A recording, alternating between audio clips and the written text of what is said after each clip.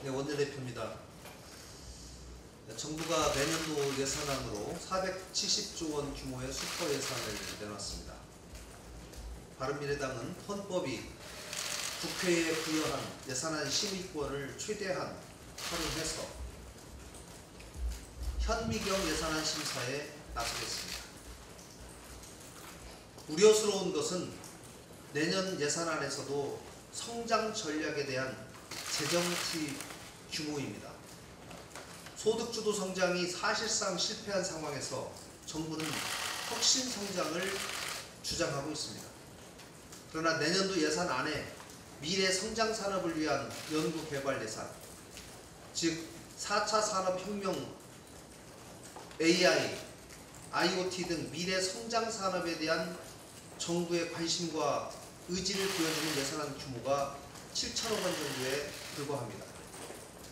기업 투자와 관련된 산업, 중소기업, 에너지 관련 예산은 14% 증가한 반면에 성장 산업에 대한 예산은 대단히 미미한 수준인 것입니다. 이 부분에 대한 다시 한번 재검토가 꼭 필요하다고 생각합니다. 반면 최악의 고용지표에 대한 대응은 여전히 세금 폭탄으로 메우려 하고 있습니다. 일자리 예산은 올해보다 22% 늘어난 23조입니다. 문재인 정부 출범 이후 2년 동안 54조 원의 일자리 예산을 쏟아부었습니다. 그러나 최악의 고용 성적표가 나왔습니다. 제대로 집행되고 있는지 성과가 있는지조차 불분명한 일자리 예산이 다시 반복되고 있습니다. 예산안 심의 과정에서 철저하게 따져보겠습니다. 세수 여건이 나아졌으니 확대 재정을 해야 된다는 정부의 주장도 걱정입니다. 세수라는 것이 좋아질 때도 있고 나빠질 때도 있습니다. 재정 건전성은 중장기 재정 여건을 감안해야 합니다. 아울러 세수의 여건도 그 정확한 진실을 잘 따져봐야 합니다. 반복되는 추가 세수와 이를 토대로 한 추경, 이것은 안정적인 예산 운영, 중기 재정 건전성 계획이라는 측면에서도 적절하지 않습니다. 바른미래당은 예산안 편성 세부 내용은 물론이고 국가 재정 전반과 관련해서 새해 예산안에 대해서 현미경 심사를 하겠습니다.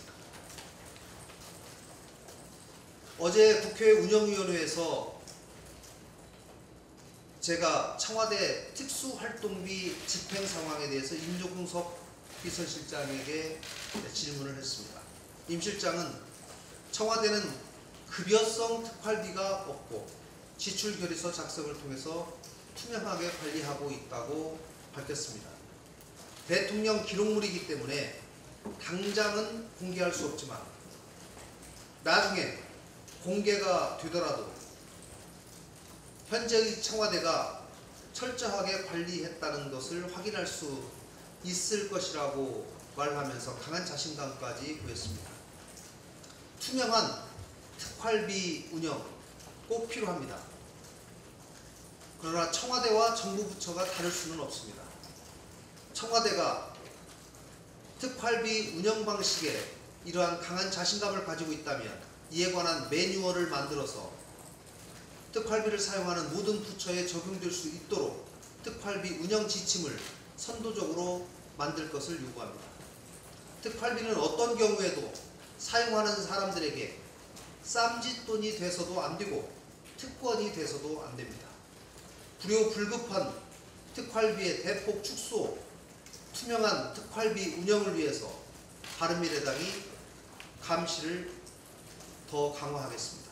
정부의 노력도 다시 한번 촉구합니다. 이상입니다.